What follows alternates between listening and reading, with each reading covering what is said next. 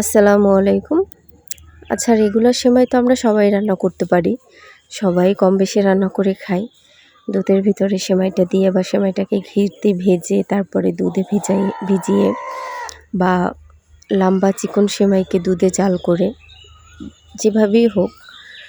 তো আসুন না আজকে একটু ডিফারেন্টভাবে তৈরি করি আজকের সেমাইটা।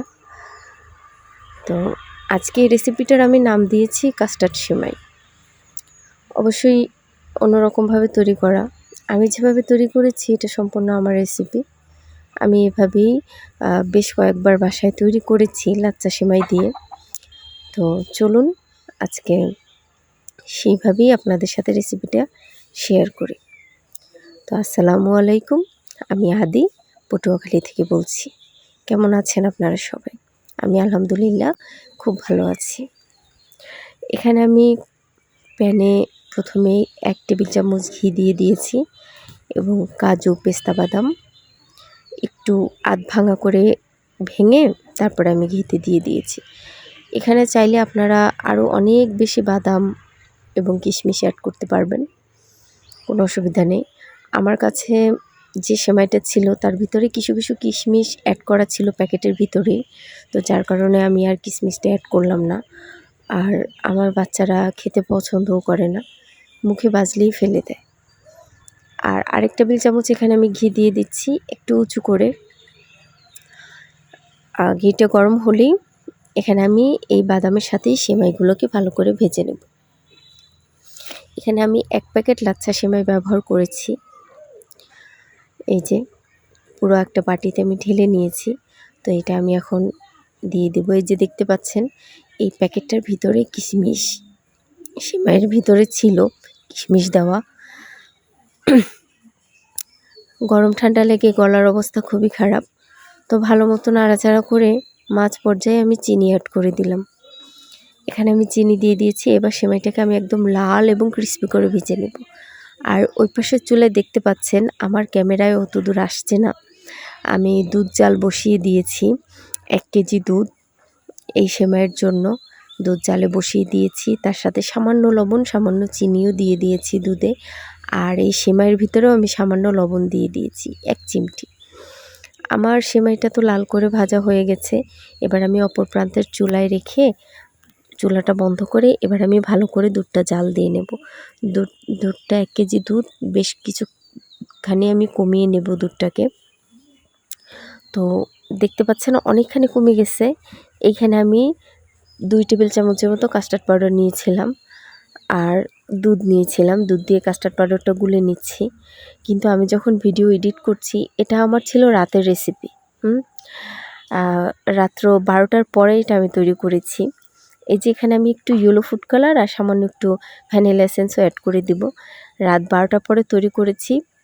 তো সারা রাত ফ্রিজে ছিল, সকালবেলা বের করেছি। তো আমি যখন ভিডিও এডিট করছিলাম তখন চিন্তা করছিলাম যে কথাটা আপনাদের বলি। অবশ্যই 1 কেজি দুধে 2 চামচেরও বেশি কাস্টার্ড পাউডারের প্রয়োজন হয়, কিন্তু দুর্ভাগ্যবশত আমার বাসায় কাস্টার্ড পাউডার, কর্নফ্লাওয়ার দুটোই শেষ হয়ে গেছিলো, একটাও ছিল না। যার কারণে আমি এখানে আপনার ব্যবহার করতে পারিনি।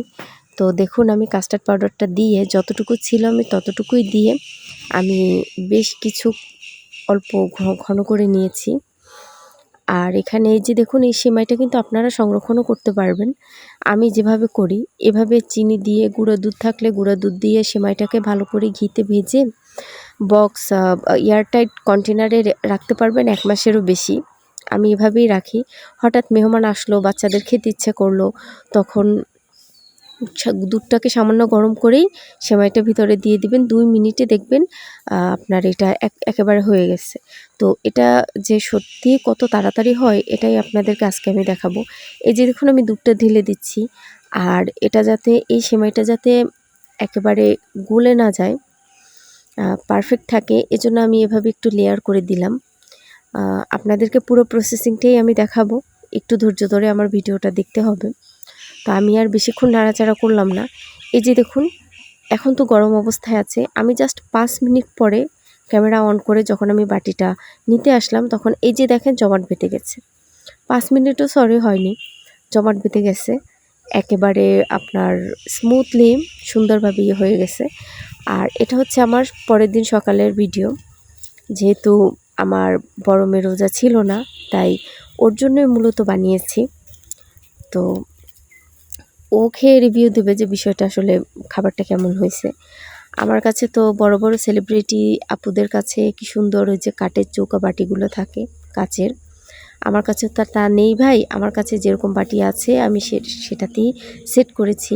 অবশ্যই যদি ওরকম বাটিতে আমি সেট করতাম, আলহামদুলিল্লাহ খুব সুন্দর ওইটা হতো, সেমাইটা ভালো উঠতো। আমি এখানে না পেরেছি ভালো করে উঠাতে, না পেরেছি আপনাদের সাথে ভালো করে দেখাতে।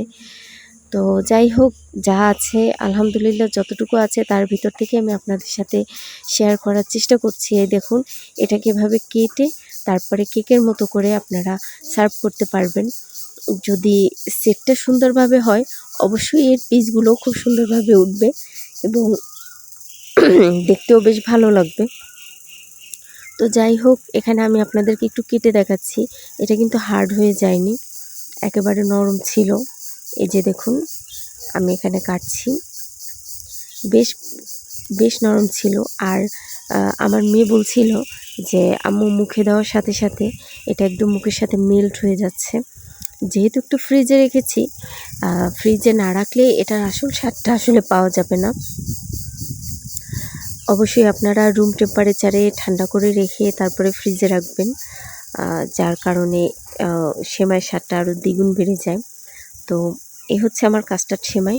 ভিডিওটি ভালো লাগলে অবশ্যই লাইক কমেন্ট শেয়ার করে দিবেন।